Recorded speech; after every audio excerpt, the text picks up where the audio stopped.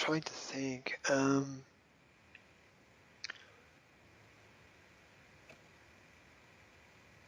Okay, everybody thinks they know what they want. And this is leading to the answer. Everyone thinks they know what they want. But do they really? Do they really know what they want? Everyone knows what they're doing, but do they know why they're doing it? And so few people in the modern world have the opportunities for such deep connections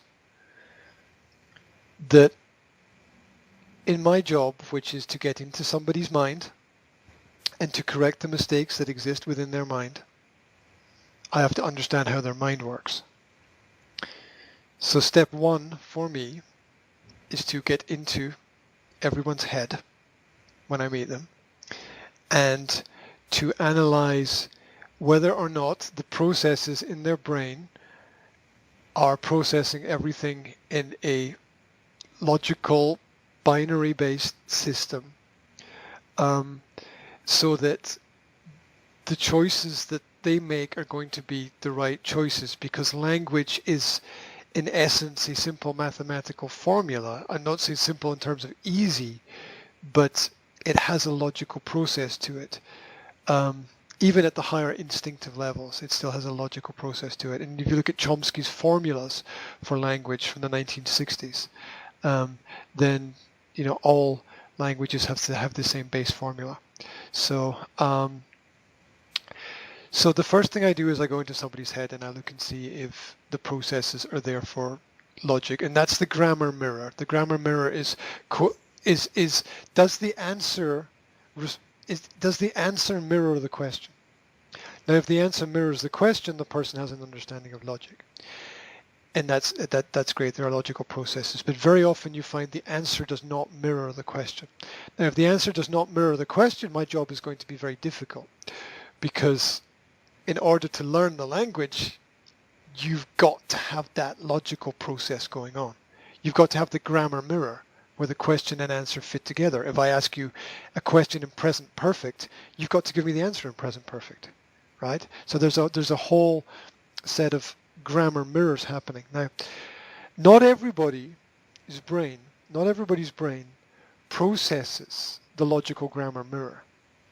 And so what happens is that I become aware when I'm working with someone if there's a non-logical process in their thoughts.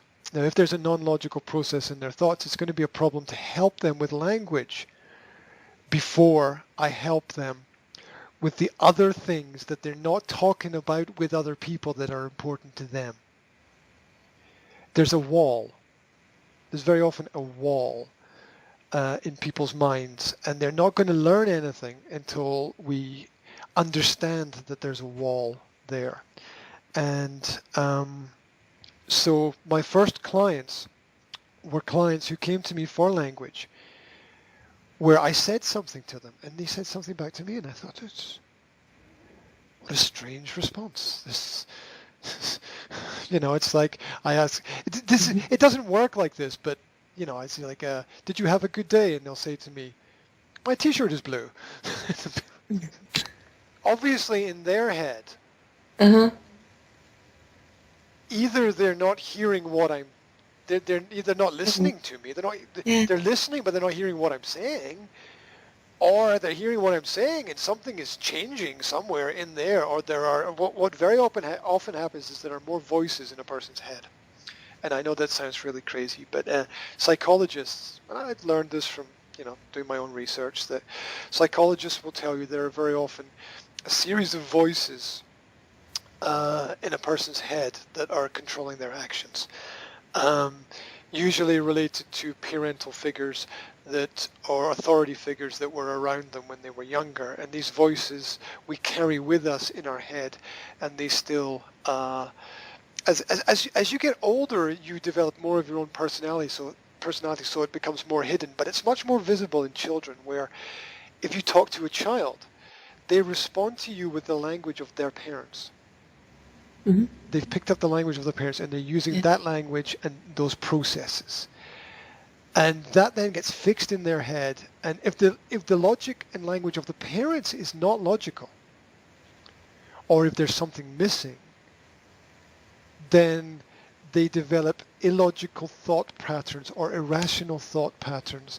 They then search for philosophies to explain those thought patterns and live their life maybe based on a process of ideas which are not logical. And this can be discovered through illogical, irrational answers to questions. And you can ask a person a series of simple questions. The first time I meet somebody, I ask them a series of simple questions, and I observe whether or not the answer relates to the question. And when you start to get answers that don't relate to the question, you start to realize that this person's issue is not with language. Okay, it began with English, and how it continued. How it continued? All my early students were like this, where they wanted help with. Okay, so here's something which is very simple. It's a very simple process to understand. Somebody who's 25 to 30 comes to me and I say, I need to learn English. For whatever, like for my job, right? Mm-hmm. So, okay, that's great. My first question is, why don't you know English already? Right, because any good family is going to make sure that their child knows English, because if they don't know English, there's no chance, right? Mm-hmm. So if they don't know English, then either they sort of say, I have no talent for this, which is just, that's just work. You just didn't work at it, so don't give me that bullshit, right? But they're making excuses already. Like, you come to me and give me an excuse, like, okay, this is going to be a long road. Or you come to me because your parents weren't there for you in the past and they didn't kick your ass enough and explain to you how important this shit was to have a good quality of life. And so now you're trying to repair the mistakes of your parents because your parents didn't help you when you were younger. And okay, so we've got a lot of things to manage here. So that's how it begins for a lot of people with lower level skills. Now, some people aged 40 to 50 will come to me and say, I don't know English and I need to learn English. It's like, whoa, why now? What have you been doing for the last 40 years where it wasn't important for you and suddenly it's important now? So so you always have to deal with what was the person's journey? How did they get to you? What has taken them to you? And then find out, what are their goals? Where do they want to go? Where do they want to go? And then work with them on what it is that they need to achieve those goals and achieve those targets. Or what happens sometimes is to what they need to manage their daily lives, because a lot of people are looking for something that's going to give them an answer. But the answer's not out there.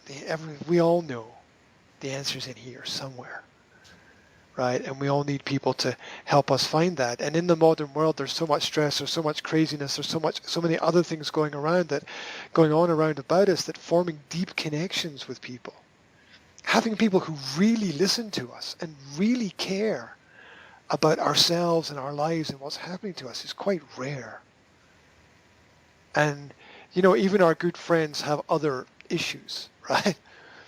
And so it's very important in everybody's life that there's somebody there for them, listening to what they're saying and keeping the course correction. And very often our friends don't do it because our friends are managing their own lives and their own problems, and they don't want to tell us what to do. And if we have any mistakes that we make, our parents don't correct us a lot of the time because we've got the same mistakes and habits that we picked up from our parents. So that's not going to help us. Maybe if we're really lucky, we've got a partner who's able to help correct us and keep us going in the same direction. But I think really, truthfully, at the end of the day, we're all alone, like Jesus out in the desert, and we all have to, we all have problems making stronger, deeper connections and understanding the personal motivations for why it is we do what we do. Now, you're a very good listener, so I think some of this makes sense to you, and you already have said some things to me which have helped me in our conversations reflect back on what it is I'm saying and what it is I do in my work, and just made me think, okay, right, so I need to correct that part of of my thinking, because maybe there's a logical or non-logical part of that process.